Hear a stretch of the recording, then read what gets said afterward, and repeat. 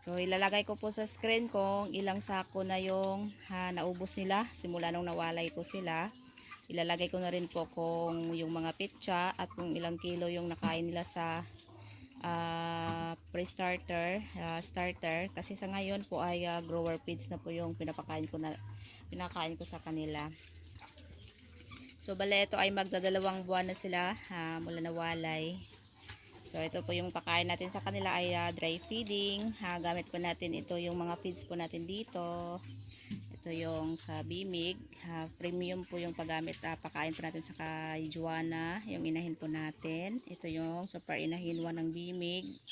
Tapos itong grower, itong dalawang to naman. Premium na grower ng Bimig. So bali sila po yung pinakamaliliit na naiwan natin sa 15 perasong biik ni Juana. Yan, sa ngayon po ay nasa yung timbang nila ay hindi naman ganun kalakihan. Pero hindi na po sila bababa sa 30 kilos.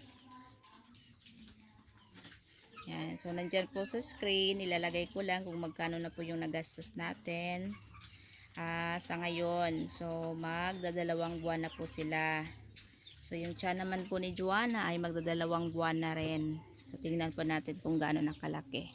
So yung 50 days ay hindi pa naman yun gaano kalaki. Pero sa ngayon kung nakikita nyo yung tiyan ni Juana ay parang meron na siyang laman. So halata na po na buntis na po si Juana.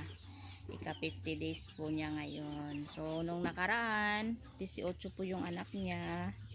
At yung buhay ay 15 peraso. At yung didi pala ni Juana ay 15 peraso din. So, hindi tayo masyadong nahirapan sa pagpapadidi. Kasi 15 peraso yung didi niya. Pero, meron talagang naiiwan na mga maliliit. Pag ganun karami yung bake na 15 peraso. So, ito po yung ating update sa ating dalawang biik na naiwan ni Juana. Yan. So pinaliguan ko na to sila kanina, kaso madumi yung sahig tapos nakahiga kaya madumi na naman sila ulit.